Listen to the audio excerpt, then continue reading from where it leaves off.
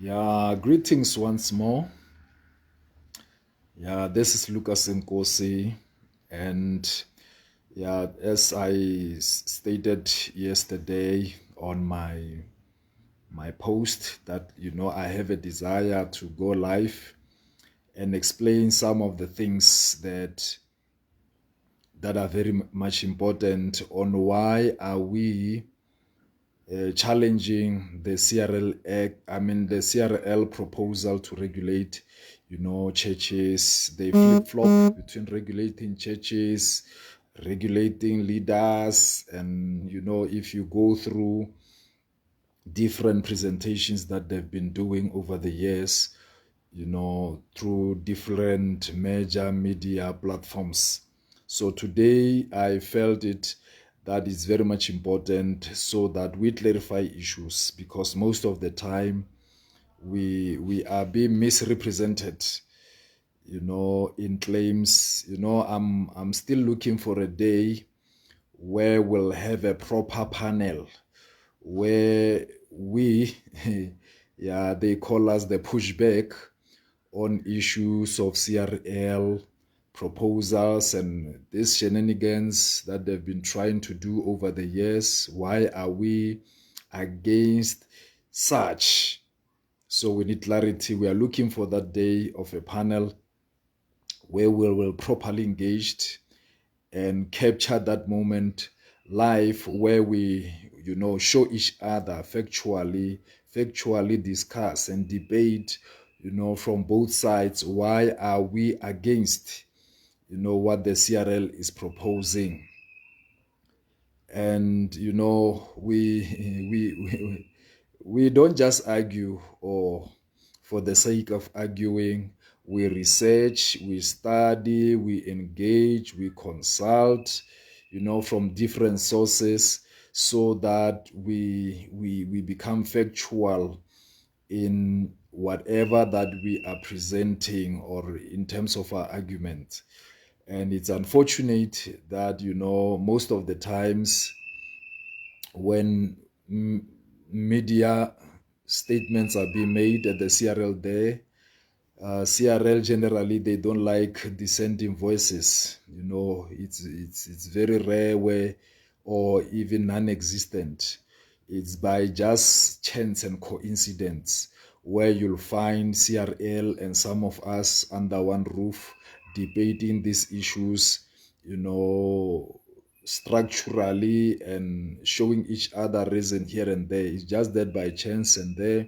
And most of the times when these matters are being raised, we are pressed for time and not have a proper panel and challenge each other like your normal debates, should happen. I just wish for that day to happen. Yeah, but for now, we will keep on educating. We will keep on stating our case to say, why are we against this? We are not against this for the sake of it, because bear in mind that what we are contesting for now is not doctrinal issues. And my observation over the years, and when CRL is arguing and bringing its case across, is to emotionally, blackmail either the nation or a group of leaders in some corners, to emotionally play into that zone that normally pastors would react to. Yeah, because I'm saying pastors, because we are the ones who are mainly targeted. Now, so what's happening most of the time, they are using emotions, to drive their points across and not being objective. That's why they will sensationalize the issues, get, popular media platforms to to communicate and express. So if we can put emotions aside, because when you deal with legal matters, we cannot afford to be subjective. We cannot afford to use emotions and to arrive at the decision, or use impressions, be impressionable about matters of law. And some of our leaders, they get taken, by emotions, because they'll be talking abuse. They'll be taking, hey, somebody have been abused, and therefore, because they've been abused, therefore, let's take these legal measures of regulating the sector, the religious sector, and things like that. And sometimes, like the last time when the SIU brought a report which is clearly stated that it had to do with home affairs and issues that are within the home affairs, then CRL took that wave, right? They did ride on that wave and became ridiculous, to say. But now, if we had a regulatory body for pastors, what the SIU has reported could have not been done, could have not transpired. So according to the CRL's deduction is because that report by the SIU of what is happening in home affairs, that graft, and abuses that happened at home affairs, they happened because there is no peer review council as proposed by the CRL. There's a sometimes when you work with people within a sector, you need to understand that sector, how it operates, how challenges within that sector, what is possible, what is not possible, the protocols within the sector, and issues like that. So previously, we looked into the aspect of the section 22 of the section 22 of our constitution, which speaks to freedom of trade, occupation, and profession, because this is a clause that they want to also use to say we want to professionalize the profession, the pastoral sector or the religious practitioners sector, and they want to benchmark it, based on the section 22 of the Constitution. Let me read it again so that we build up into something that I want us to talk about today and to clear today. It says, Section 22 of the Constitution of South Africa 1996, it says, every citizen has the right to choose. Every citizen has the right to choose their trade, their occupation, or profession freely. It's up to a citizen to follow a particular trade. It's up to a citizen to follow a particular occupation or a particular profession freely, not under compulsion, but freely so. So they may do whatever as citizens. Each and every one of us is entitled to that right. By the way, it's in the Bill of Rights, the chapter 2 of the Constitution. And the Bill of Rights, they are human rights. Yeah, so we are on the Human Rights Month. So one of the human rights which is captured is this clause in section 22. It's the right that has to do with, freedom of trading, freedom of occupation or profession, that it's your right to do so and do it freely. Now, the next line on that provision says, the practice of a trade, occupation, or profession. Now, profession, it says it may be regulated by the law. It doesn't say it must be regulated by the law. It may be, meaning this is a possibility that can happen, possibly, if it's possible. Now, when coming to issues of faith, unfortunately, it's impossible. Why is it impossible? Because the church is a juristic person. And if you are to craft a law that has to do with religion, we must follow the same principle. The principle of saying, because the church, in terms of the law, it's a juristic person. It's a juristic person. Then whatever that will apply for the church as an organization, it should cut across every juristic, person. I explained previously that a juristic person is an association of persons. It's organizations, it's groups, and things like that. So in terms of the faith and religion, these things are not possible. And we've been debating and arguing for years over that thing, that it's impossible. Why is it impossible to regulate religion? They are trying to be clever, but it doesn't work to saying, okay, but no, we are doing a peer review council for Christians only, for Muslims only, for other religion, the Baha'i only, for the Jews only, and things like that. Within the Christian sector, there are variations, of Christianity, in terms of the setup of South Africa. Within Islam, there are different sects and sectors of Islam. Just because Muslims adhere to the Quran and the tenets of Islam, it doesn't mean they are the same. So even within their belief system, even the Jews, there are variations within the Jewish or Judaistic religious belief and so on. And so is any other religion. But if we are to reduce this thing of peer review, the challenge with it is because you need a standard to regulate religion. And unfortunately with religion, because you cannot arrive at a common standard where you are like, okay, let's do it. Let's do it this way, following this standard. So it cannot be achieved. And mind you, even if some people would prefer such a council, now the constitution itself will defeat that council.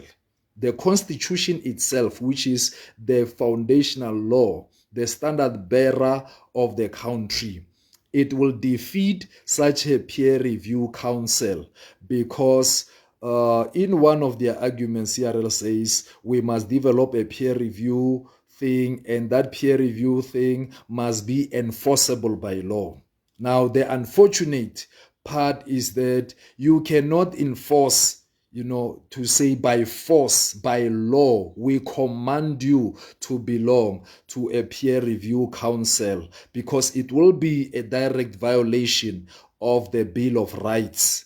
You can't force people to be in peer review councils. And because the language of the Constitution doesn't speak to groups, it speaks to individual. It says every individual has a right to do this. And in this case, it says a right to occupation, even freedom of religion.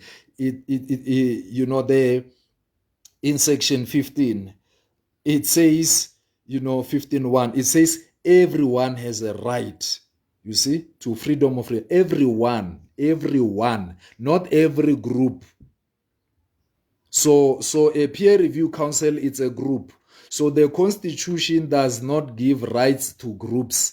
It gives rights to individuals. And if those individuals see themselves, organize themselves into a group, and they prefer certain things, then therefore they have a freedom of association. That is why those associations must not be out of force. You are not forced to be in a particular association. And that peer review council would be an association.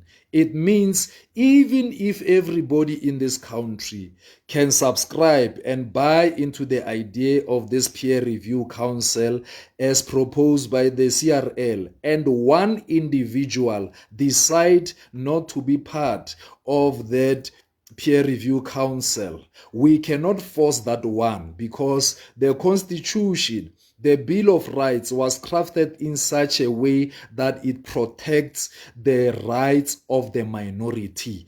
They protect, to protect even the bullying by the majority.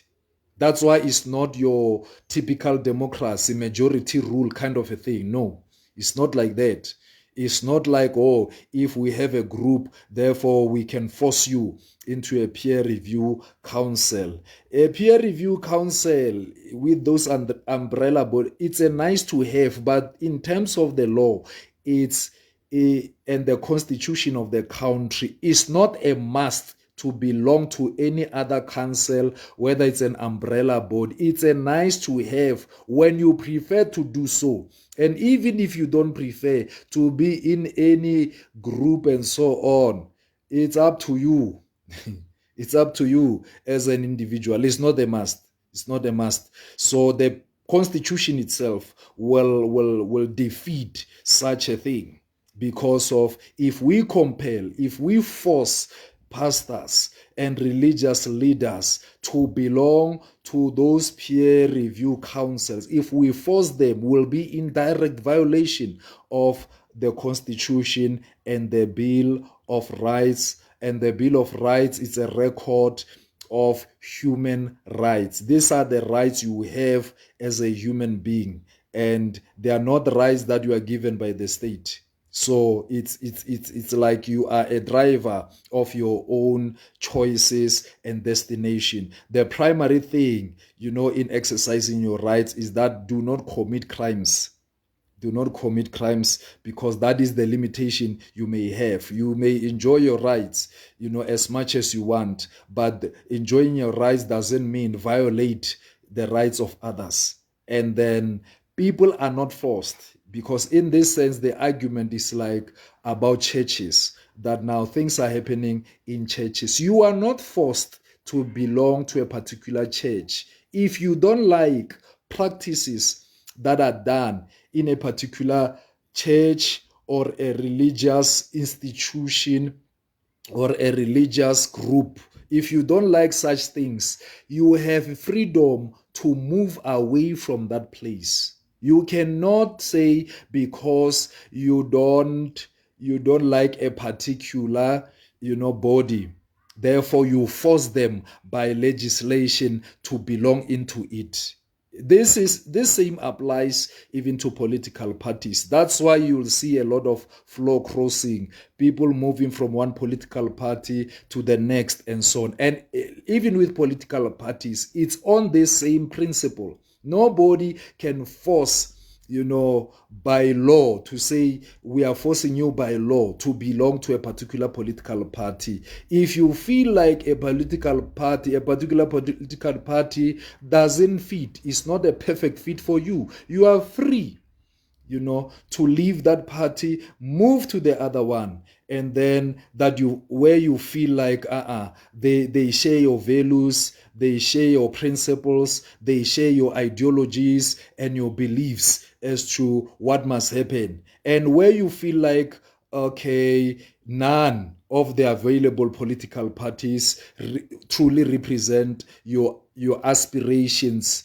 and so forth, that's why you can form your own. So political party is an association of persons, as well as churches or religious groupings are association of persons. And therefore, if you don't feel like these people is not on, it's like, for an example, sometimes we are so petty, we discuss issues like your tithing and so on and so on.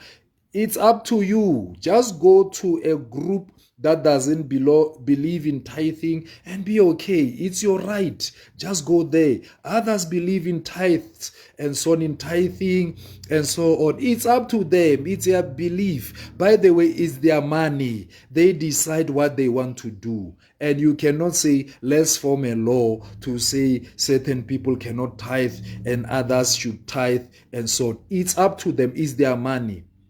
So what you can do best with every different view is to lobby and debate and have discussions on different views. Maybe as you preach, whatever that you are preaching, which is your ideology, you can win some from a particular political party into yours. You can win some from a particular religion into yours, or a particular belief. Maybe you are the tithing gang, the tithing gang. Maybe in your compelling arguments you can win those who don't believe in tithing, and if you are the one who doesn't believe in tithing, for an example, then you can, through your compelling arguments, win those who tithe and so on. But at the end of the day, everybody is entitled to their beliefs, and what they believe about their religion and so on, and associating with people is up to them, is their right, and is protected by the constitution,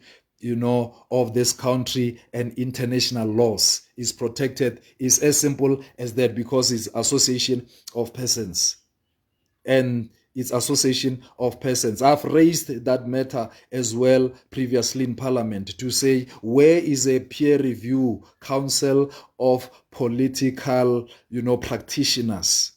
Where is that peer review council of political practitioners? And if a demand is to say, we want a basic qualification, for those who practice in the faith, to say at least have a degree in theology, like in some other countries where they are saying, okay, at least have a basic degree in theology. Can we still say to those who are practicing as politicians, to say at least have a basic degree in political science? There's a lot of people, they are into politics, they practice politics, they don't have even a basic, not even a diploma in political science. Worst part, some of them, they only have matric. Others don't have matric. There is a leader who once was a premier of Gauteng, and then the best of qualification he had, in the credentials, it was written he went to school. He didn't have a matric, but he was running the province of Gauteng. You see, he didn't have a degree, any qualification, and they are running. Most of people go to parliament, do a skills audit. It's very few who have a qualification in political science. And then political parties are associations as well, of, persons.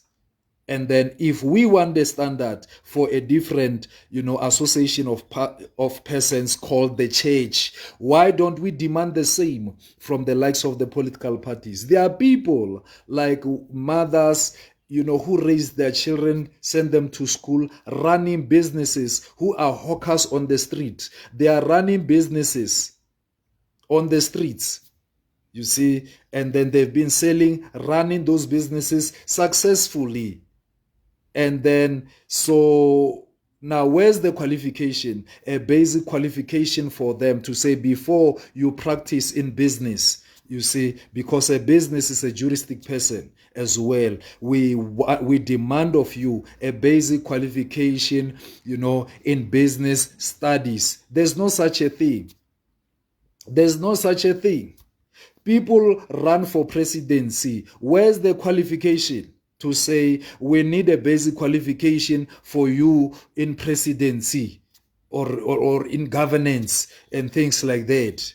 So we are being ridiculous and being unfair to the faith and religious community, because we are imposing things on them which we do not apply in other juristic persons. And we are failing in what Section 9 of the Constitution is speaking about, something called a law of general application, meaning if this is something that applies to different people within the same framework.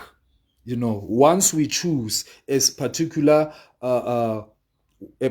group of people or association of persons, demand things from them which we don't demand from another association of persons, then we are being unfair, and that thing constitutes unfair discrimination. If we demand certain things from association of persons, we must demand it in every association of persons. There's crimes, there's abuses that are happening in political parties. There are abuses that are happening even within the judiciary. Within the judiciary, even the highly regulated places, where abuses are there, things are happening, abuses in parliament, abuses everywhere, crimes are everywhere, and so on. Why should we allow the same principle? And even those, right, even those places where that are highly regulated, and associations, because now and then I hear the CRL say, hey, but doctors have these bodies and so on. What they are failing to tell you is because they are in those associations by choice. They were not forced to say you by force you belong there and so on. But even if, however, they practice and however they do things, with them, because those things, they have common standards. That's why it's easy for such professions also to be regulated and to be run the way they are run, because they are dealing with same standards, as I alluded previously. Now, I want to show you why is it not possible. I have just shown you the first thing, to say, according to Section 22 of the Constitution, it doesn't say it's a must, for trades of people, occupations of people, and professions of people. It's not a must that you should be regulated because of being in a particular profession. The crafters of the Constitution were clear. That's why they wrote there to say, it may be regulated by law. It may be possible. If it's possible, it can be regulated. But if it's not possible, but what is it that is possible? Why doctors can be regulated, lawyers can be regulated, other professions can be regulated? The reason is simple. They have a common standard. They have a common standard. Anything that has a common standard is easy to regulate. It's possible there. But with religion, because religion by nature is subjective, it's not objective like the sciences, and so it's subjective. Is you believe like you believe. Even recently, one of the popular guys, a podcaster, he is just saying, Penwell, says something that he wants to start his own religion, Penwellism. You see, that's subjective. That's his view. That's his point. He wants to start Penwellism. It's his belief that he wants to start on his own. And that thing, however we feel about it, is protected by the Constitution. To say Penwellism can be started and so on, because that's what he prefers. That's what he wants. It's protected by the Constitution. Yeah, and if we think he is out of line, we cannot use the law. We cannot craft the constitutional law and say, hey, by law, he cannot start that religion of Penwellism. No. It will be a breach of the Constitution to stop him from there. But if we believe that he's in error by wanting to start such a religion of Penwellism, if we believe, then we must engage him, win him by debate, preach to him and tell him, man, let's show you that thing. It's not possible and so on, through apologetics. Yeah, for those of you who are Bible scholars, through apologetics, to win each other, like what politicians do. They are winning, as they campaign, is their form of preaching their ideology and so on. And they are winning people. They've been winning people from certain parties to other parties and so on. Why? By preaching their ideologies and manifestos and so on. So the principle is the same. Where associations of persons are concerned, we win each other, by that, by good arguments, good debates, showing each other factually and so on. And the next thing, we bring you into our camp, but we cannot use the law and say by decree, by law, we are forcing you, through state machinery to say belong to a political party. That's why some people don't even believe in belonging to any political party, and they are entitled and protected by the Constitution to do that. Once you force them to belong to political parties, it's a breach, it's an infringement of their human rights. Nobody must be forced, you know.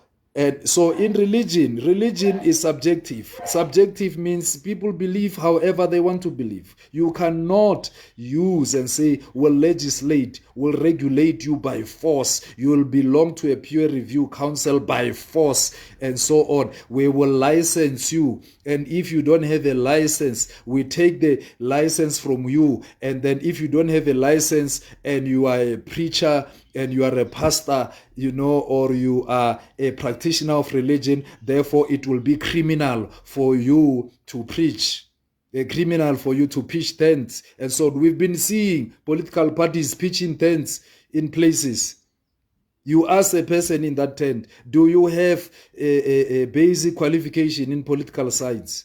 Are you a member of a peer review group of political people?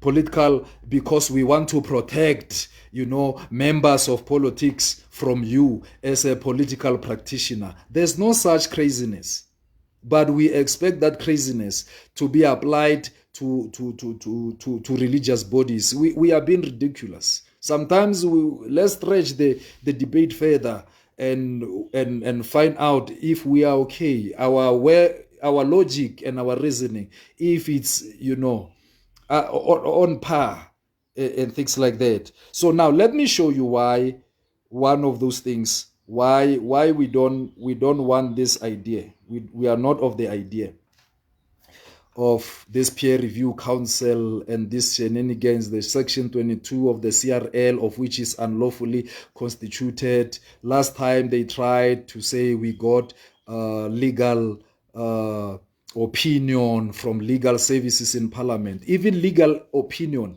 from parliament is flawed. You go to that document from parliament, from legal services, it's wrong in itself. It has contradictions within itself. It's wrong because it's a hype. It was built on hype, not really scrutinizing, you know, really checking the law and analyzing, full analysis, and as well as inviting other people to critique, you know, that kind of an opinion.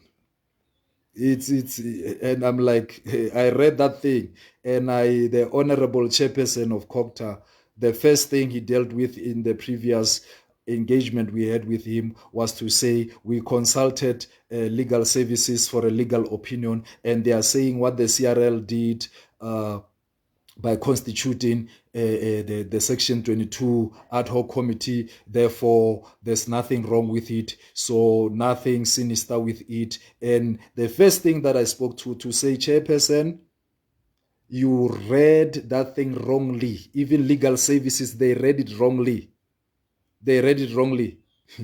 Because of they just copied and pasted an error of the CRL into that document, and then they were blindfolded, you know, they did not see. So, and from that blindness, they produce a document. And just because that document is from parliament, it doesn't mean it's accurate. You know, it doesn't mean from parliament legal services, it doesn't mean it's accurate. I saw CRL was happy, and they broadcasted, they shared that legal opinion on their Facebook page to say, hey, this is a legal opinion from parliament, because they were happy. But unfortunately, you look into that thing, analyze it, check it thoroughly, there's error. They did not even see that error, you know, within that. Yeah, so now here is why. Point number one, I said religion is subjective. So subjective meaning you cannot use a standard. You cannot have a standard through which you say you can regulate religious practitioners or religion in itself. Previously, I alluded to say some people in some churches that believe, some, you know, religious practitioners, even within the Christian faith, you know, they believe in mixture. they believe that you can be a Christian and a Sangoma. One bishop in March of 2020, when we were in parliament, said so. Two bishops, in fact, fought. One bishop stood up and said, hey, other people are not pastors, they are Sangomas. And the other bishop, stood up and said, I'm a bishop and I'm a Sangoma. What's wrong with that? You see? So in such a space, what standard are you going to use? Even in parliament, I asked, what standard are you going to use to regulate religion? Even the Christian, even if you can call it a peer review for Christians, these people you call Christians, they are different in what they believe. So what are you going to regulate? What are you going to regulate? If you are to regulate, what is it that you're going to regulate? And they are saying, no, we are regulating behavior. We behave based on our beliefs. There's no regulating behavior without regulating what people believe. And beliefs are subjective. They are subject to a person who believes. People believe what they want to believe. So if you are to control their behavior, people, some are Christians, they believe in going to the rivers during the night, you see, to appease whatever, perform rituals during the night, and they are Christians, you see. Others don't. It's a behavior of taking people to rivers to say, let's do things, rituals there in the rivers during the night. Is their belief, and people adhere to that. So what are you going to do in your quest to regulate? What are you going to do? What standard are you going to use to say, oh, you are Christians, please, Christians, this is a standard that you must use? Because firstly, how are you going to deal with such things? Somebody said, I'm a bishop and I'm a Sangoma. The other says, hey, there's nothing like bishop and Sangoma. And they are Christian. How are you going to pass that route?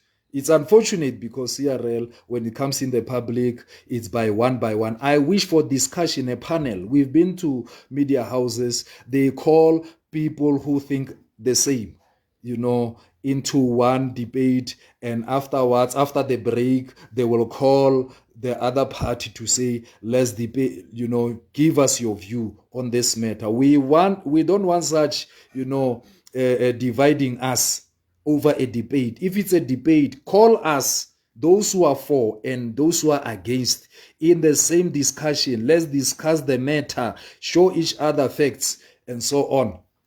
And, debunk each other's position. If that is, and it's something that we are not afraid of. We desire it, unfortunately, because narrative are being sold. And so things like that, these days, they are very scarce. They used to happen in the past, but now, no, it doesn't happen. Now, let me show you this thing. Now, CRL previously, that 2017 report, I normally tell people I'm on page 50 of that report. So we were there. So I speak as a person who's been there with this report, who's been there and so on. We've been advising CRL. We've been talking, to the management there, engaging with them and so on, having conversations, debate and so on. So we are not newcomers. We are not taking chances, on this matters. We've been debating and we are still debating. And then these are legal matters. They are not issues of doctrine. Most pastors react like CRL will want them to react, to say, but no, they are people, they are abusing their faith, they take people's monies and so on, therefore we must regulate and so on and so on. I'm like, oh, my pastors, oh, my religious practitioners, my pastors especially, because they play to your the CRL play to your emotion. They appeal to they know you hate, false prophets and false teachers. Then they'll be like, no, there's a lot of false prophets and false teachers. Now, in terms of your belief, the people in terms of your belief as a Christian, you call them false prophets. And guess what? They call you too false prophet and false teacher because they believe they are in the right, you are in the wrong. So between the two of you, which one is false prophet and false teacher? And the state, what does the state know about who's false, who's not false? So once they get into the debate of false prophets and false teachers, they are in error because of there's nothing in the law, there's nothing in the constitution that says people are false prophets or false teachers in terms of the law. It's that is only in terms of doctrines, different doctrines of people who believe in different things. It's a doctrinal matter that, issues of belief, they are doctrinal in nature, but we cannot use these doctrinal things that are within the space of religion and take them and use them to push law arguments. No, it cannot work that way. So we are dealing here with legal matters, because some people will be like, no, you guys, it's like you are condoning wrong things. And some people, are getting out of line. That's why we must regulate. We will stop, we'll challenge that because you are talking law. We cannot use that position, our subjective belief, to determine the law of the land, which will bind. I mean, there are people I don't agree with doctrinally, but I will protect them on principle of law. Why protect them on principle of law? Because I want them to be protected by the law, so that we are saying to the state, keep out of these debates, keep out of the religious debates. And then if you want to be party into the religious space, become a party into religious space on issues of criminality which affects every association of persons. Now, CRL, in that 2017 report, they came up with what they call summary of findings, meaning the summary of the things that they've seen, that no, but something is fishy here, something is not okay here. And a greater percentage of them, 90 to 95% of them, they are things that have to do with the failure of the organs of the state. Now, the SIU has exonerated us on one of the aspects, as well as NPA has exonerated us on one of the aspects, because we've been saying these things are the failures of the organs of the state. The organs of the state, they were sleeping on duty. And it's worse than sleeping, because SIU said there's been corruption in Home Affairs. There's been corruption. Now, here are the things I'm going to run by them, and then I'll show you which side, needs organs of the state and which side are we against. And then I'll give the reasons, and then I will wrap up, these conversations. And I see you, and we appreciate. I see my leaders, I see you. You are many. So in the interest of time, but I acknowledge you, I see you.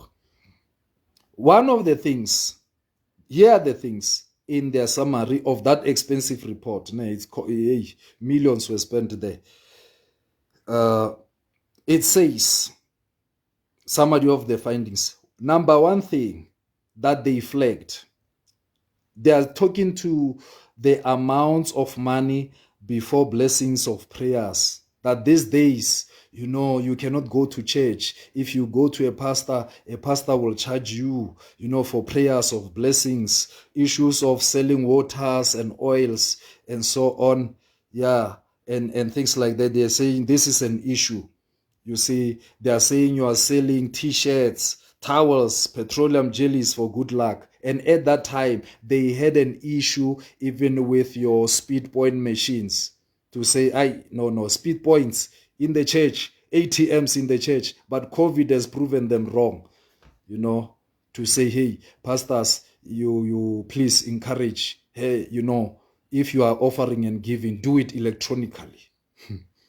So COVID has even debunked them, to say, let's do, even giving, let it happen electronically, so that we don't have a challenge with robbers who ambush churches, over.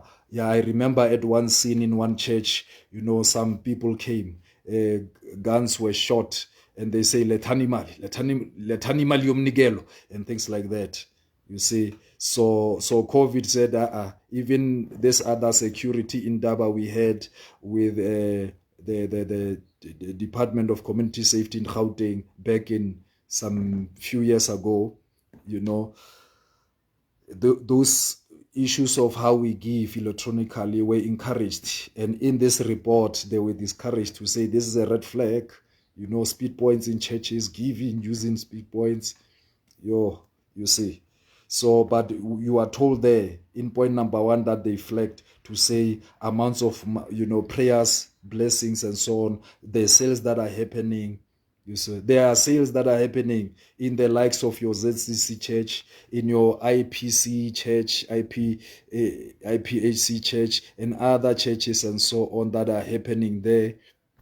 Some places uniforms are sold in churches, and so if they flag them, my interest was to say I would love them to hear what did they say about ZCC selling, things and so on, their uniforms and so on. You can't buy ZCC uniforms and so on anywhere in the country where clothes are sold.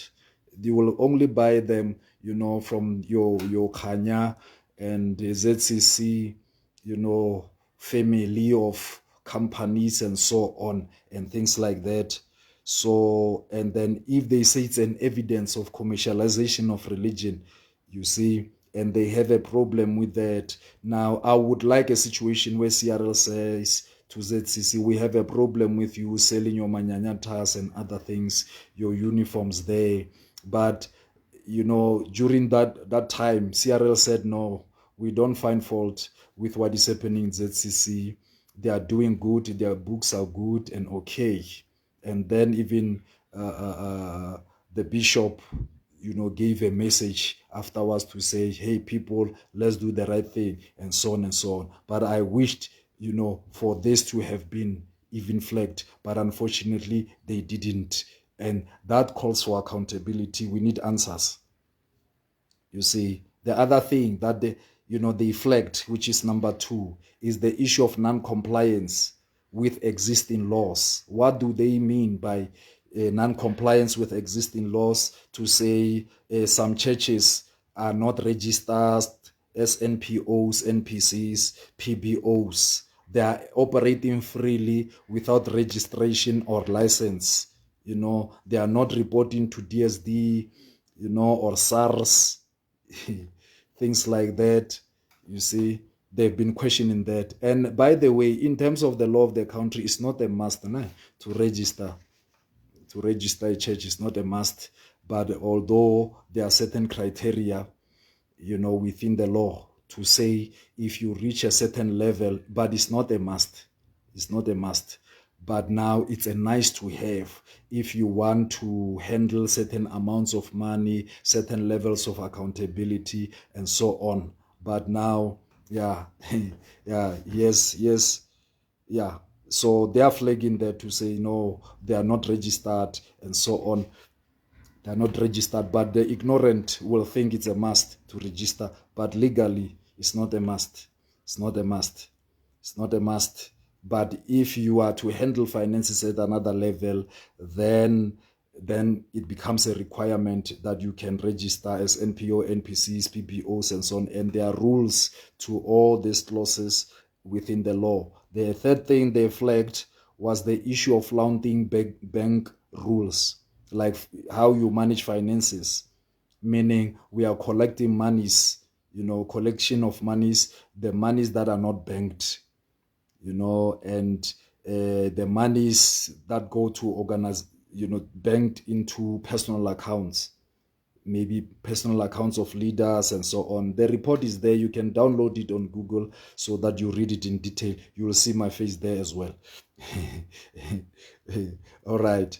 So issues of financial management and so on, they will say we are flagging this part. Money must be banked, because it's the money of the people as they give. Take the money to the bank and things like that. They flag the issue of tax avoidance, avoiding tax,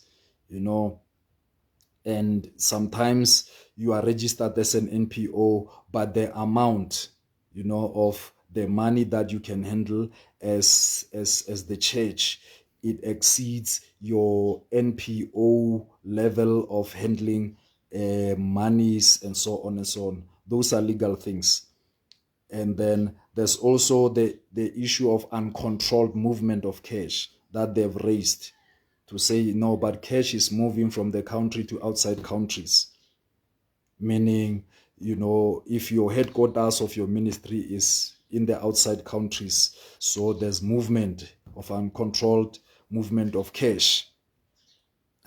Those are issues that has to do with Reserve Bank. Ask a typical pastor how to send money in other countries. They don't know.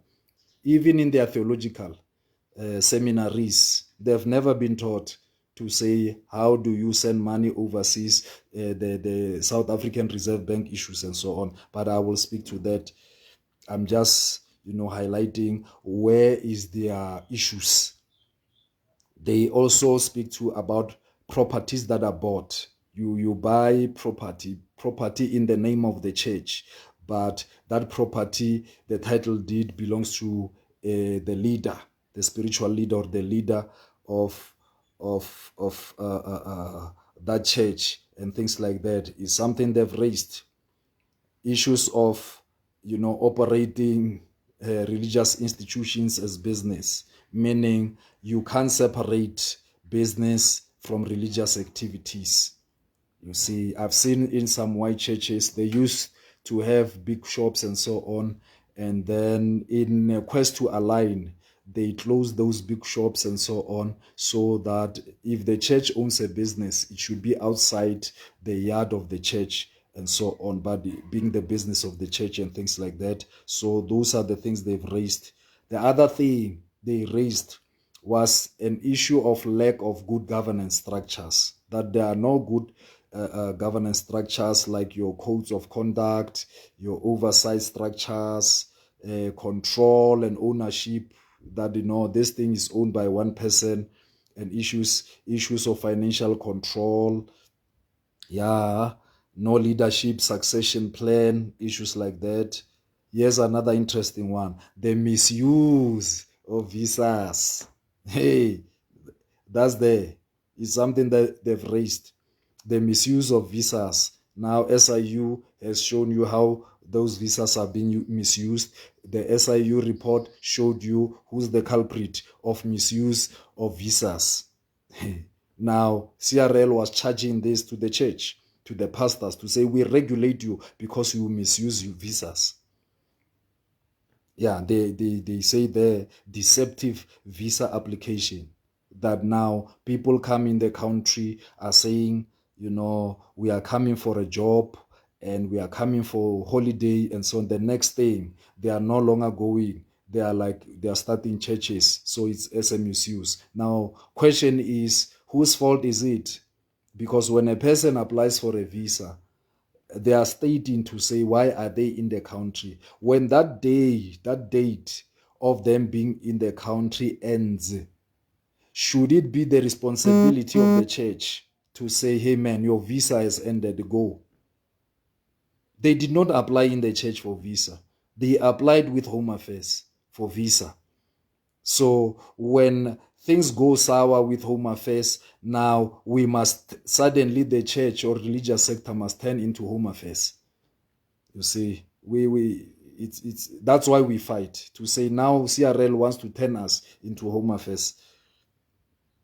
You see, now here's the other one. They call it mushrooming of religious institutions, meaning churches are established easy. It's easy to start a church.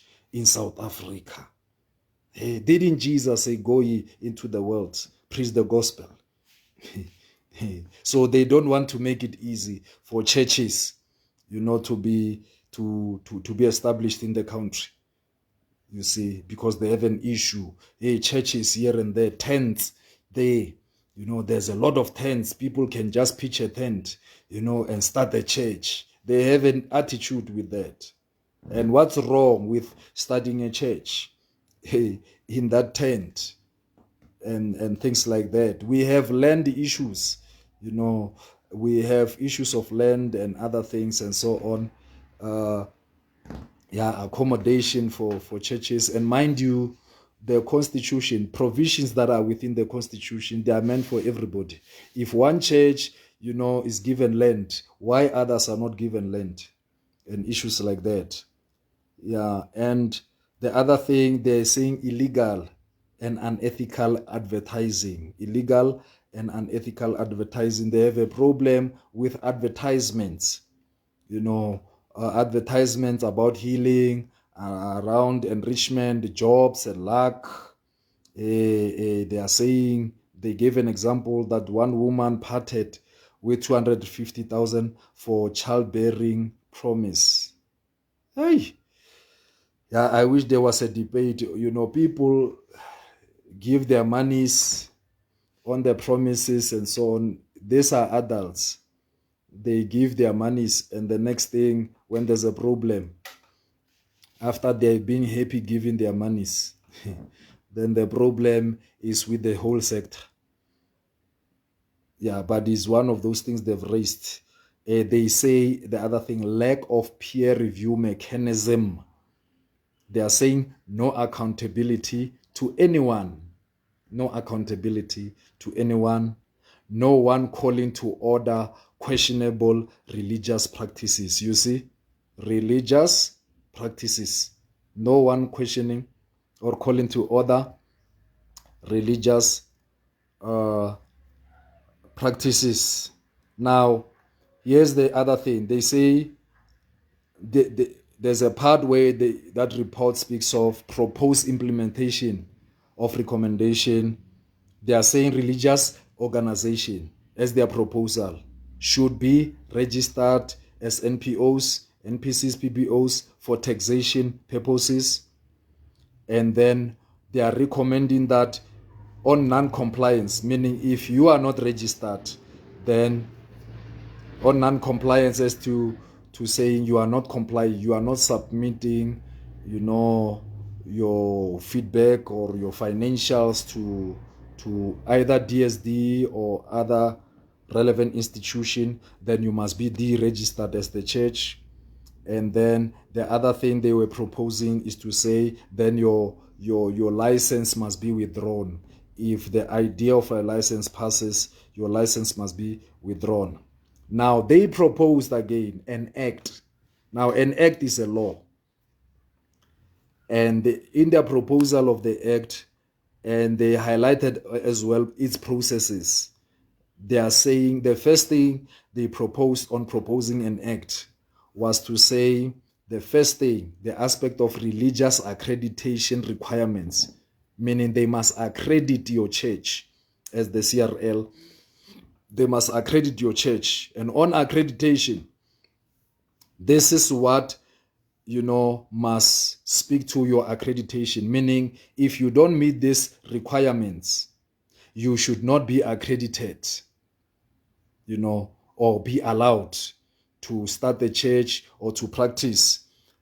The first thing on accreditation, they are saying your religious text should be of ancient origin. You must have a religious text, your version of the Bible, your version of the Quran, and so on. But here's something interesting. Who of you, maybe I don't know, who of you has ever seen a book of African traditional religion, like your Bible version of an African traditional religion? Yeah, if you have seen it, please help me, because with Quran I know of the Quran is available there. I know I've just forgot the name of that Hindu one, what they call it, but it's a religious text. We have the Bible, we have for the Jews, the Torah, and other writings. We have such things. But of African traditional religion, I don't remember such a book. Now, if this is a standard, guess what? Of accreditation, guess what? And if this becomes a law of a religious text, and they are saying it should be of ancient origin, meaning in olden days, the Bible has been around for ages. Quran has been there for ages. Your Hindu and other Eastern religion, religious text has been there for ages. But I don't remember an African traditional religion text, text version of it. I don't remember such a thing. So if accreditation for African traditional religion, I want to start an African traditional religion, I won't have a religious text, and therefore I cannot meet the accreditation requirement. You see, that's playing with fire. In this country, they love the so-called African spirituality and things like that. Those things don't have religious text. They've been passed on orally from one generation to the other. Those beliefs, they are not coded. Anyway, they've been passed on from one generation to the other and things. There's no text. So it means failure in accreditation. And the other thing that they are saying for accreditation, they are talking about founding documents. They are saying, no, if you start a religion, your founding documents must be significantly different, meaning don't copy, other beliefs. Like now, Penuel wants Penuelism. According to CRL, then he needs an ancient religious text. He needs your founding document significantly different, meaning in whatever text that he may have, there should not be something that looks Christian, looks Hindu, looks like any other religion. That's the demand that is proposed by it. And the other thing that they highlighted was a significant number of followers, meaning they wanted to say, if you don't have a particular number of people, you cannot start a church. Now, in that statement alone, it doesn't pass the constitutional muster that says everyone can belong.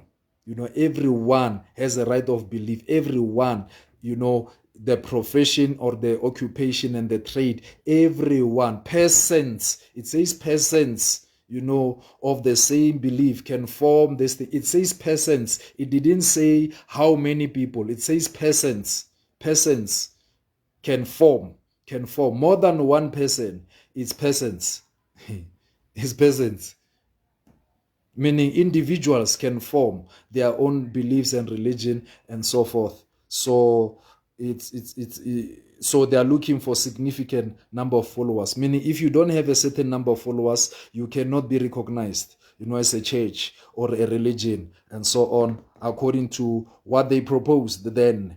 And then it says, set rules or practices for follower benefit, meaning within the rules that you have, let the followers benefit and so on. If the followers don't benefit, only leaders benefit, then you can't be accredited. You can't get permission. And they say rules or practices, not exploiting society, So meaning if you don't meet this total checklist, you can't be accredited.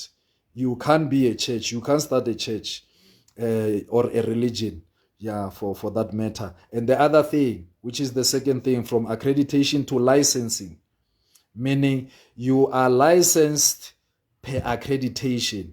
Once you meet accreditation requirements, as they spell them in that report, then you can be licensed for religion.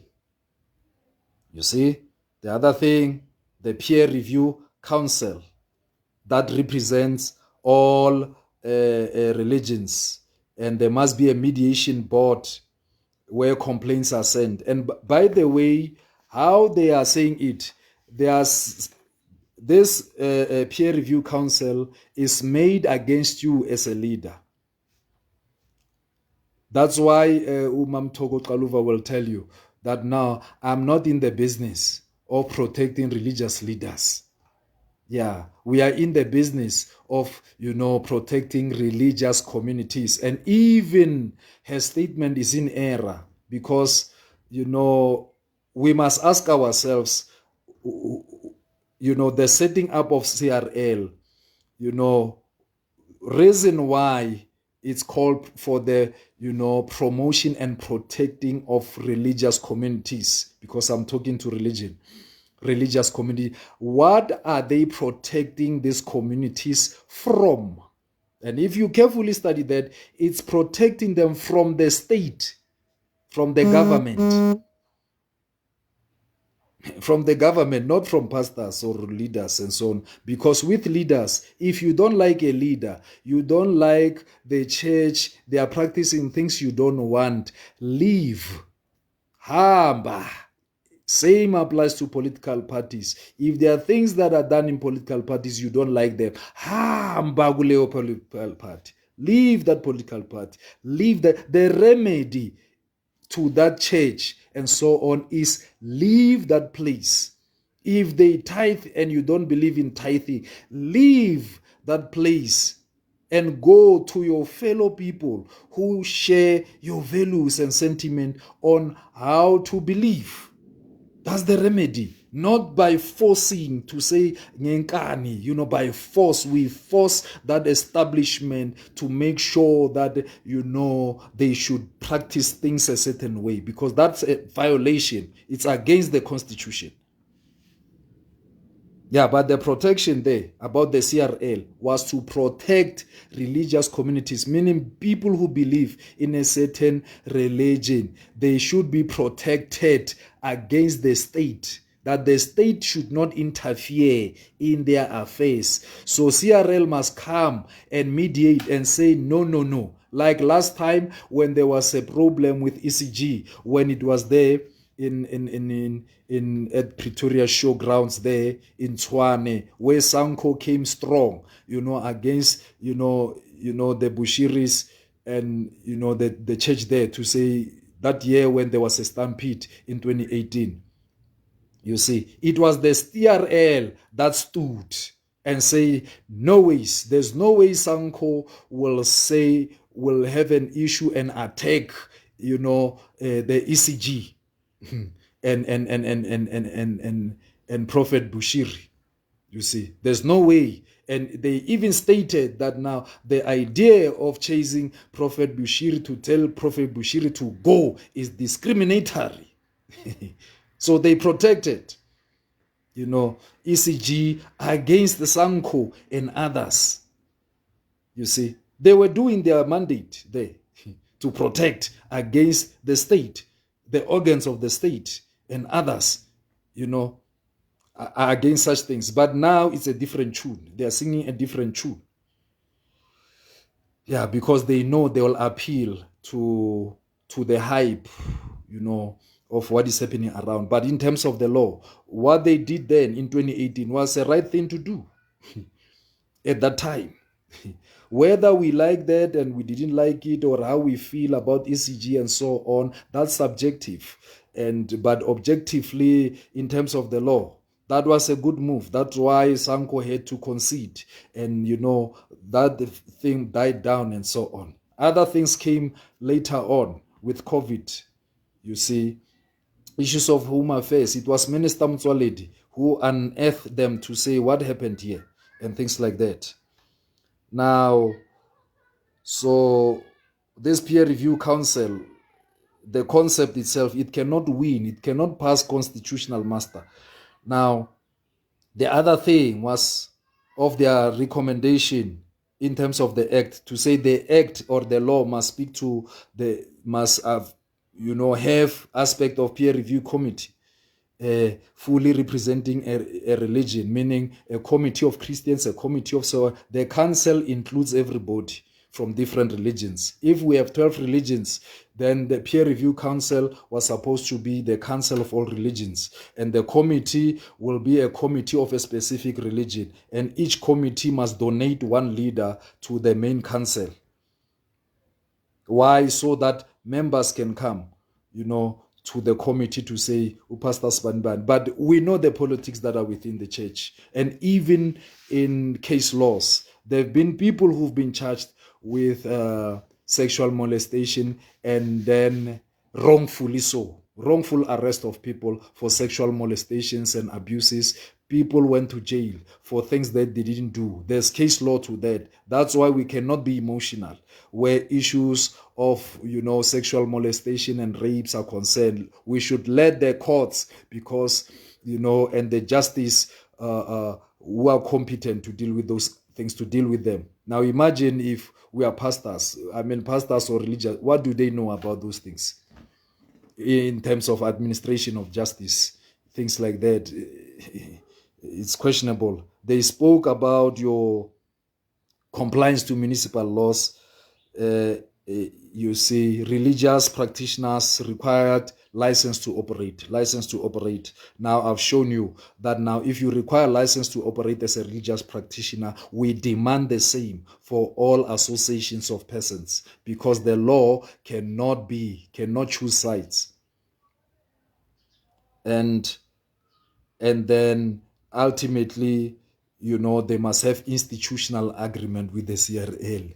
And this is something Parliament spoke strongly against, to say, but if CRL is the final arbiter, here, is state religion. Even now, the CRL through Section 22, that Section 22 committee, Umam Kaluva says it's an independent board. That's not true. That's a lie. It's not true. It's not true. Not true in the true sense of the act itself. That Section 22 committee that they've raised is the committee of the CRL, a Section 22 committee. According to the CRL Act, it's a committee of the CRL Commission, not an independent body. And secondly, it's wrongfully constituted because they did not follow the letter of the very provision. They did not follow it. And I saw it in Parliament, the same error. Even on Parliament website, I had to send a query there so that they correct it on Parliament website to say, you misquoted the act. It's not the same as how it's written. And they corrected it. So it's okay now. Unfortunately, with the CRL, they are still keeping at it. That the wrong, they've cited that act wrongfully so that they can create their so-called independent Section 22, body. They are calling it for Christians, and they think if they call it for Christians, then it's valid and so on. And then legal services at Parliament, they are saying how they did it. No, there's nothing wrong. It's correct. And legal services, I can challenge them, and I'm saying it. I stated it in front of the chairperson there when we were discussing with other leaders, to say, you have read that section wrongly. It's wrongly read. And if we read it wrong, we apply it wrongfully. And things like that. So those are and if I recall, in counting, there are 12 things that they flagged as findings. And then I've read unto you what is it that they proposed in terms of the act and so on. Now let me wrap up by explaining things that, even previously, as way back as 2019, that my organization, Council of Charismatic Churches, that we came and looked into to say, where are the gaps? Where are the issues? After finding those findings, when we analyze them, this is what we've arrived at, to say, okay, CRL, to take them on one by one, seeking remedy for them one by one. And then the first thing that we looked into is issues of registration of churches, issues that has to do with business, issues that have to do with banking, and taxation issues. These are not religious issues. They are not issues that religious leaders, must deal with. There are three places where issues of registration, business, and banking, whether money did not go to the bank, and taxation, must be referred to. Those issues must be referred to the Department of Social Development. If you want to register your church as an NPO, you go to the Department of Social Development. You don't go to a peer review council of pastors. No. Because of the body, the custodian of NPO Act is the Department of Social Development. It's not the church. So why do you fault the church on issues of NPO? All that you can do is to encourage that, guys, if you want to register as an NPO, go to DSD and that problem gets solved. Or if you don't prefer, your NPO, because it has its issues, that provision, registering as an NPO has its issues. Maybe you may prefer to register as an NPC. Go to CIPC, which is under the Department of Trade and Industry. Or as a PBO, go to SARS. So to solve issues of registration, which are in the CRL reports on their findings, to solve the issue of registration, issues that are business related, about banking and taxation, you go to DSD, you go to DTI, you go to SARS, and that problem will be resolved. You don't go to church, you don't go to a pastor, you don't go to a peer review council. So this aspect are addressed by the law of the country. The law speaks to this, to say if you want to register a church, where you must go. Provision is there within the law of the land. Now, issues of visas are issues of Home Affairs. Secondly, the Department of International Relations and SARS Customs. If there are problems of visas, you cannot say pastors should deal with issues of visas. No. It's not the competency of pastors or religious practitioners to deal with issues of visas. They know nothing about visas. They are not custodians of visas. And don't try give, religious sector that, that thing of visas. It's the state responsibility. So if there are issues with visas, you must ask Home Affairs, and SIU has exonerated us. Mind you, where I'm reading here, these issues were dealt with in 2019. This is a 2019. I'm referencing a document that is a 2019 document by our organization. You see? Issues of visas, there are issues of Home Affairs. And SIU have shown you what Home Affairs did with the visas. And to resolve issues of visas, deal with Home Affairs, deal with international relations, deal with SARS Customs. Because if somebody comes into the country, they are the first ones lying to know who's coming to the country, for what reasons, and so on.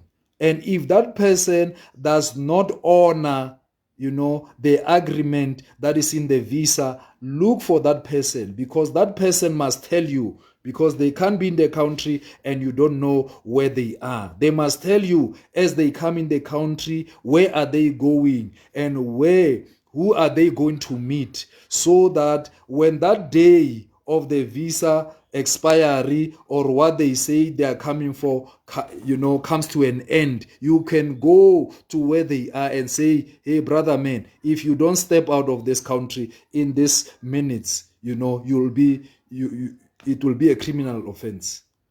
So they haven't done that, and they blame it on the church. What SARS did not do, what DERCO did not do, what Home Affairs didn't do, the blame is sent to the church to say, no, the church did this. It's SARS, it's DERCO, it's Home Affairs who was who slept on the job on visa issues. The movement of cash. What do pastors know about movement of cash? What do they know about, issues of movement of cash, how to move money? It's a competency of South African Reserve Bank. Let South African Reserve Bank, show pastors how to move money in a right way.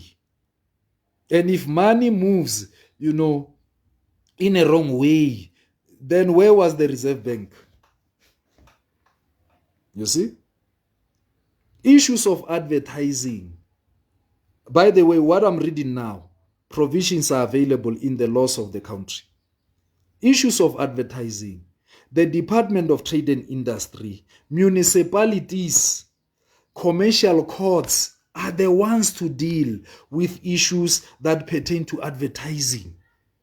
How is it the business of the church? Refer the matter to DTI if you have an issue with somebody advertising things. Go to municipalities. Let municipalities deal with those things. Let commercial courts deal with those things if there are issues with adverts and so on. Yeah. Issues of accountability and governance. These are issues of skills development and education. You see? And this can be done by religious bodies themselves. These are issues of skills development and education. We have in this country a Skills Development Act. And the reason we have a Skills Development Act was to make sure that, these gaps in terms of skills, in terms of things that we don't know, educationally wise. That's why SAQA was established in the first place. By the way, I'm a skills development facilitator.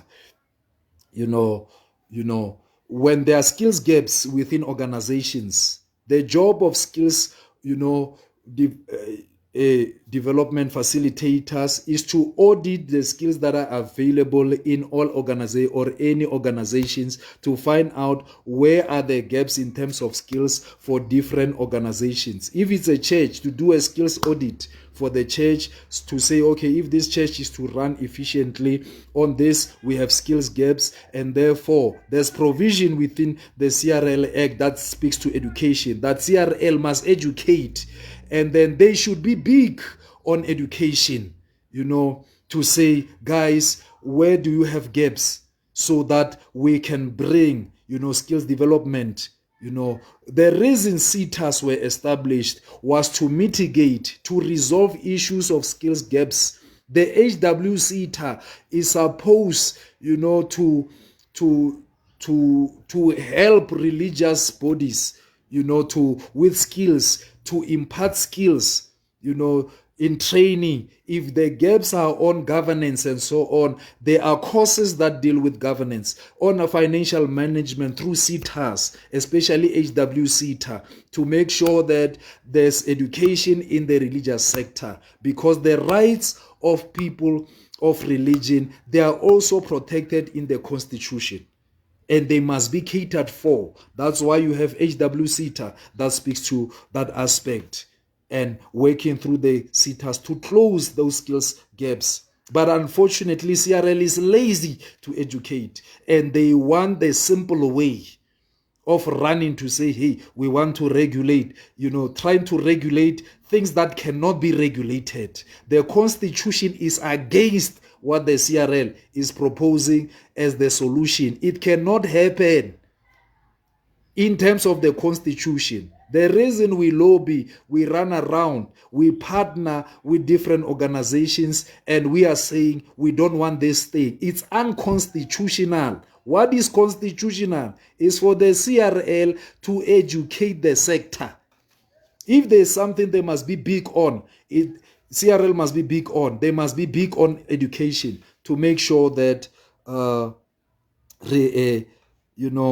we have quality, of beliefs. People believe okay, and that are qualified, that are okay, they can do things in a great way, and so on, so that we improve, our people as a nation. And the issue of the purchase of properties. Now, issues of property purchases is the competence of municipalities, the issues of banks, you see, and property applications, DTI, and human settlement.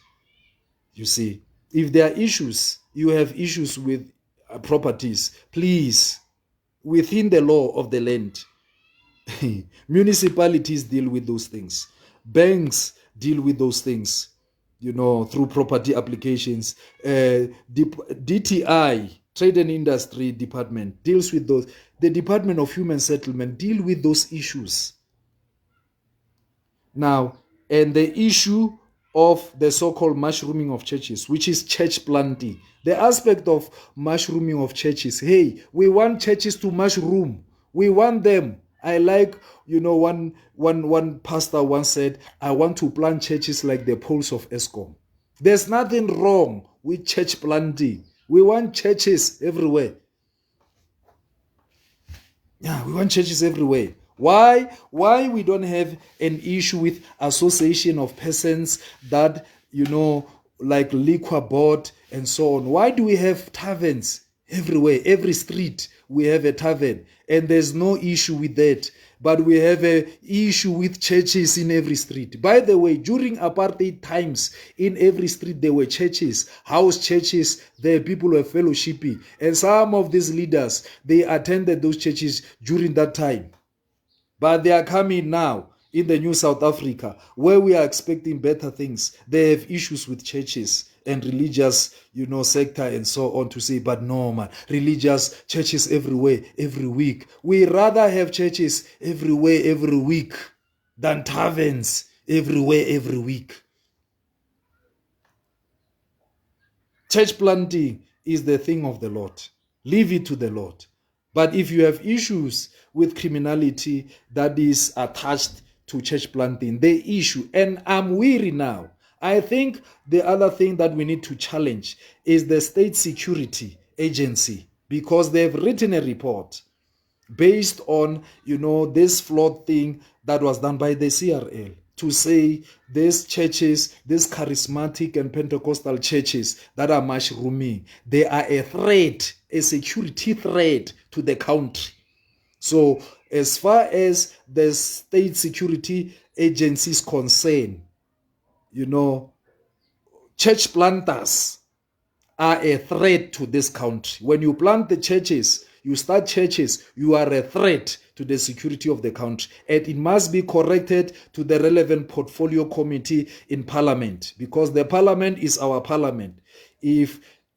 So State Security Agency cannot do as they please.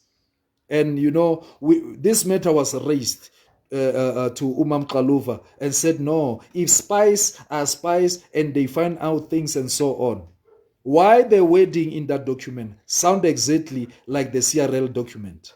There must be accountability. Anyway, we'll deal with it, in Parliament in due course, to question, to say, what is this? How are we a threat? What are you saying to us? This is an infringement of, our religion. Our religion, we believe in the Christian faith, in church planting, because Jesus said, go ye, make disciples of all nations. Everywhere the apostles, because we are following the faith of the apostles, they planted churches. If they went to cities, they planted churches. So it's church planting everywhere, because church planting is part and parcel of the Christian church, belief and religion. We believe in church planting. So how is it church planting a threat? If there's criminality, deal with criminality. Don't deal with doctrine. When you say church planting or mushrooming of church, you are jumping the gun. You are stepping into a zone. You are overreaching, overstepping. You are moving away from your state responsibility in terms of the law. You are infringing now on the freedom of religion and the freedom to practice the religion. Now,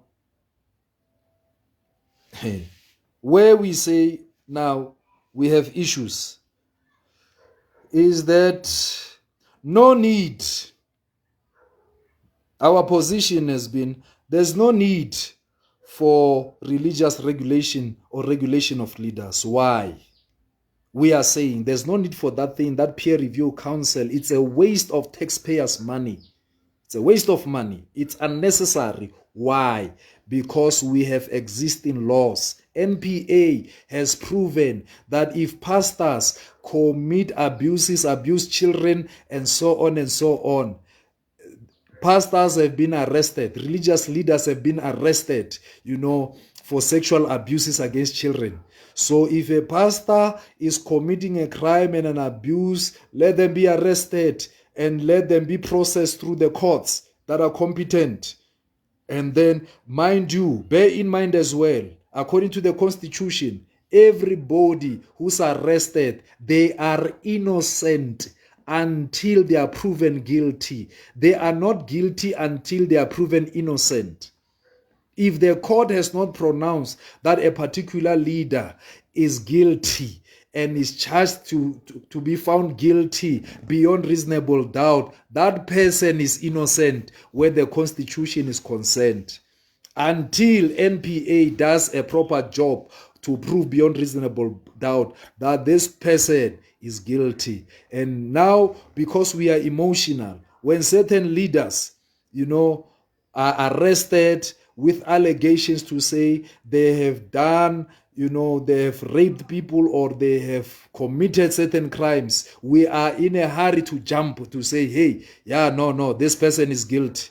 And against what the Constitution is saying. Let's be patient and make sure we wait for the courts to pronounce, go through those processes. Because if we cannot follow what the Constitution is saying and take the law into our own hands, we will do wrong things. We will even prosecute innocent people because there are case laws to that effect where people have been prosecuted wrongfully, charged for years. It's there in the law of the land where a person, they cook something, they planted things and cooked the story that looked like, hey, it's for cash.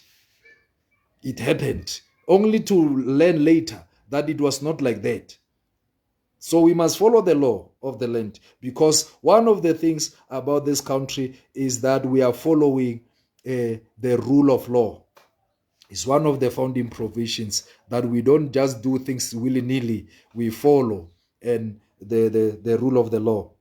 And then, so there's no need for legislation, because when laws are available, because you can hear even CRL in all their pronouncements to say, why do they need peer review council?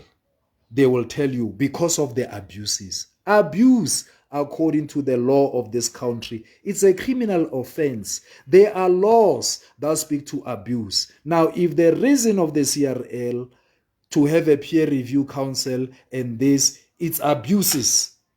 Therefore, and the laws are available to deal with abuses, all kinds of abuses that are there in the domestic act,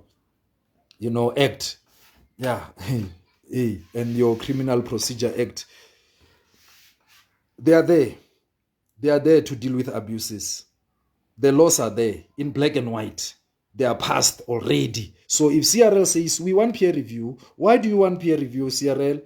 Because there are abuses. Okay, here's the act to deal with abuses. And then if they are there to deal with abuses, then problem solved. Let's follow the law. Let's follow. So end of the story at that point, because you said your reason for wanting this thing is to deal with abuses. And the law speaks to abuses.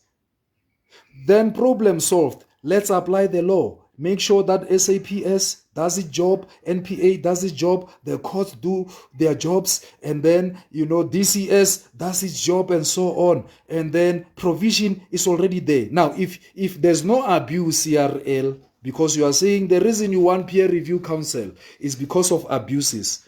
Now, if abuses are not there, will you still want peer review council, CRL? Let's minus abuses. And as the CRL, why do you want the peer review council? Let's minus the abuses. What do you want it for? They have nothing. They have no reason to look for that peer review council. Their reason for peer review council is abuses. You can follow, and you can fact check what I'm saying to say at all material time. As CRL, why do you want peer review council? The first thing, abuses. Now let's minus abuses. Why do you want peer review council? They have nothing to say. So I'm saying what they are screaming about and shouting everywhere about and wasting taxpayers' money about is to say abuses. And the law is there. What they were supposed to do, because one of their roles is to make sure that they recommend things to relevant organs of the state, is to make subs accountable, to say, hey, subs, do your job where abuses are concerned. They must go to SARS, do your job where issues of taxation, go to Home Affairs and all these organs of the state, go to South African Reserve Bank and say, hey, issues of traveling of money, deal with it and hold them to book, to account. Right? And the other thing, laws are in place that deal with DSD. I've said it, NPO. Issues of SARS, the laws are there that are SARS related, Reserve Bank related, DTI, Home Affairs, municipalities. You see, the issue of education. Education. We must educate our people. We must not turn our people, our country, into a police state, a criminalizing citizens. We must educate. Some things, a bigger chunk of these things can be resolved as well through skills development. Let's train our people, our leaders, when they run organizations. CETAs are there. They must be activated, to help our people so that we improve the quality of our nation, and which is something that the CRL must be doing. You see, and why this peer review model is flawed. This peer review council it will bring undue control over religious institutions and unwarranted control. There's this behavior about people in the religious sector as well of settling scores. Imagine who's going to be in that council. If you offend me and you want that license, I'm the signatory of those licenses. You think I'll leave you alone? I won't give you that license. Corruption will be now in the church and in the sector, because it will be corruption of buying licenses, like the corruption we see as well in your licensing departments and so on. There's been, issues in licensing. Everywhere licenses are issued, people have been, even the tendering system, briberies have been. Now you are bringing that game to the sector, the religious sector, where people now, brown envelopes will be flying so that you get a license to practice as a pastor, a religious practitioner. We don't want that jazz in the sector. So undue control, even settling scores and so on. Some other people, they just want control. They don't know how to get you. Yeah, but you put them in power, then they will abuse that power to get you. You see, and the issue of the control of minorities by popular religious leaders. Have you seen what happened in fraternals? They've been where you go to a place and you want to start a church and you try to be civil with the leaders in the land, and they have issues with you, as gatekeepers. There's so much gatekeeping to say you can't start a church here. Although the Constitution said that freedom to form, you have a freedom to form a religious community, and it's equivalent to a church for those who are in the church space. To form, you can start a church. It's protected by the Constitution, and you are free to start it as the Constitution says so. So these are the problems. And now, what is flawed with this thing is ultimately you are forming a state religion with this control. because people do what they do based on what they believe. And if you say you want to control behavior, you need to control what people believe in. Then you can control their behavior. And if you have a problem with church A, the best thing to do is not to try to bring a law that will force church A to do things as you believe them. Your remedy will be leave church A and go to church B. And if even in church B, you don't like go to church C until you go to Z. And if you are tired, just stay at home. It's your freedom of choice given by the Constitution. You can choose not to attend any religious gathering and church and just stay put at home with your monies and everything. Nobody will have issues with you. That is protected by the Constitution. You don't need a special law to say, hey, ufundisi siyomufostela. This pastor of this church, we are going to force them by law to do this thing. There's a problem there if we do that. And this is something even the founders, and the writers of the Constitution and those who contributed, the likes of your Dr. Frank Chikane, they spoke to this aspect where religion is concerned, to say, you don't need a situation where, a church or is state aided, or a religion is state aided, or is regulated by the state. Although the state and the religious sector must collaborate, but the state must not be seen to be partisan or to favor a certain religion over another. You see, the state must just be like welcome. It must be pro-religion, but not favor the other. Why did they arrive at that? Because in apartheid, certain religions were favored, and others were not. And they were saying, no. And the state cannot aid. That's why the issue of CRL spending money, to favor certain religions and so on, it's not on. It's against the spirit of the Constitution where freedom of religion is concerned. Even the likes of your Justice Albie Sachs, the likes of your Dr. Joseph Dadu, Dr. Hailech of the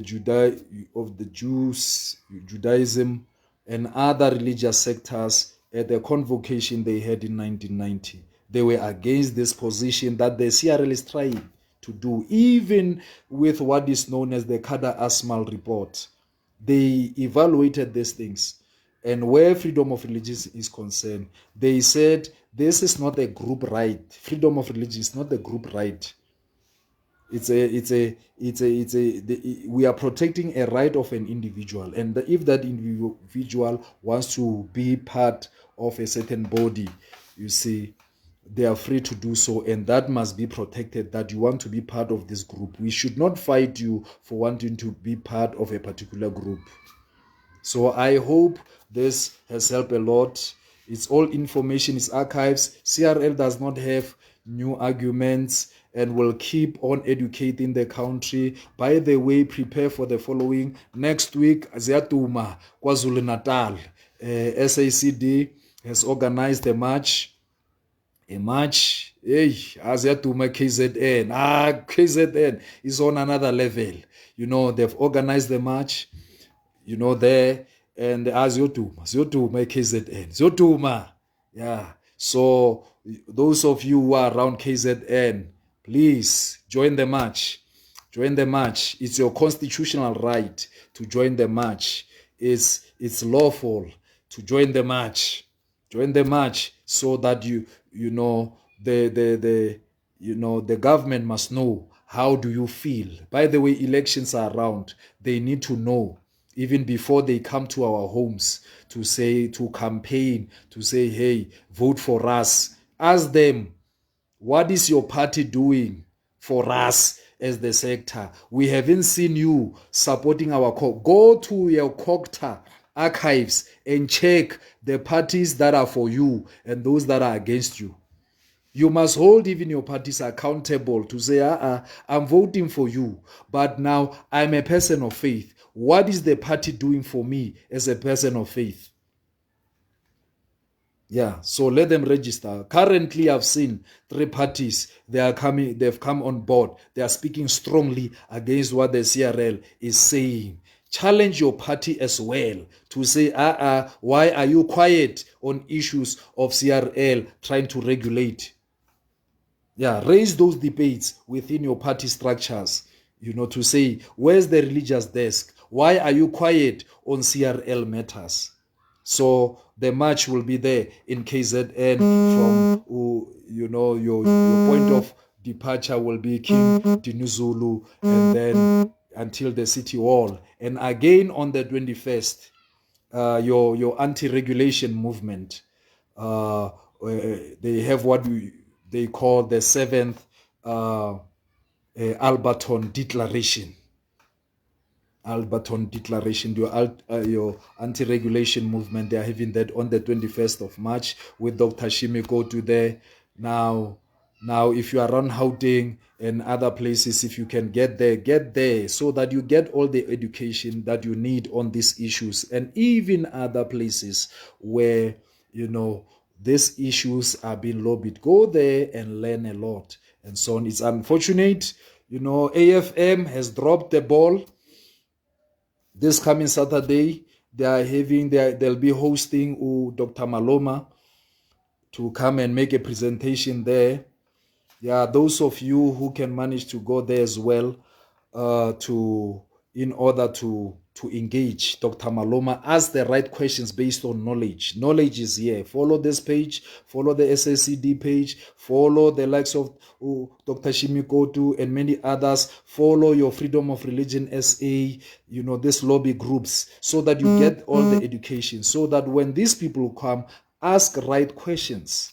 Yeah, we were hoping that Dr. Shimi will participate, in this AFM gathering that is coming this Saturday, to debate, so that we have a balanced, debate. Unfortunately, they've dropped there, and then they are using a lame excuse to say, we saw Bishop Tamaga said something, on Facebook about you. So Dr. Shimi, you can't be coming here. We want Dr. Maloma, to speak to the issues and tell us. And you listen to Dr. Maloma, the quality of engagement is very poor. It's very poor. And it's unfortunate. Like, this is like CRL. They don't like dissenting voices. When you disagree, then you are a devil. They don't want you. They will use the police. They will use law enforcement to keep you away from this. Yet they are saying, hey, we will be traveling, we'll be going there, we'll be engaging everybody. But if you speak, the likes of ourselves, Ziatum.